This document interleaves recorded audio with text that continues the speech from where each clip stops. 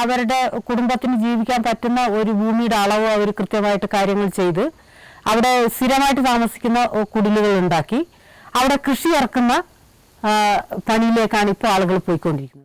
10 വർഷം മുമ്പ് മുത്തങ്ങയിൽ ഭൂമിക്കായി സമരത്തിനെത്തിയ മീനാക്ഷിയും കാവേരിയും ഭാസ്കരനുമെല്ലാം ഇവിടെയുണ്ട്. ഇവരിപ്പോഴും ഭൂമിക്ക് വേണ്ടിയുള്ള നീണ്ട സമരത്തിലാണ്. മാറി മാറി വന്ന സർക്കാരുകൾ ഭൂമി നൽകുമെന്ന പ്രതീക്ഷ നശിച്ചതോടെയാണ് 9 മാസം മുമ്പ് 50 കുടുംബങ്ങൾ ഇവിടെ കുടിൽകെട്ടി സമരം തുടങ്ങിയത്. രണ്ടാം ഘട്ടത്തിന്റെ ഭാഗമായി ഈ സമരഭൂമിയിലേക്കാണ് കൂടുതൽ കുടുംബങ്ങളെ എത്തിക്കുന്നത്. വേനൽ മഴ ലഭിച്ചതോടെ ഭൂമിയിൽ കൃഷിയും തുടങ്ങി. ഒരു കുടുംബം ശരാശരി 1 ഏക്കർ കയ്യേറി. ജനാധിപത്യ രീതിയിലുള്ള സമരം തന്നെയാണ് ഗോത്രമഹാസഭ ഉദ്ദേശിക്കുന്നത്. ശരിക്കും പ്രായോഗികമായിട്ടും ശരിക്കും ജനാധിപത്യപരമായിട്ടുള്ള ഒരു സമരമാണ് ശരിക്കും നമ്മൾ ഉദ്ദേശിക്കുന്നത്.